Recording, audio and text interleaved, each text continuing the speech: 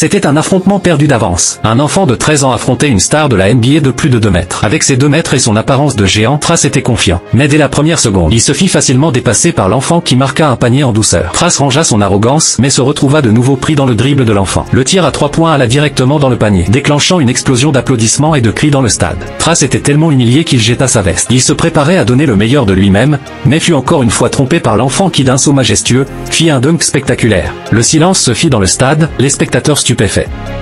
Puis se sont levés pour applaudir le jeune talent.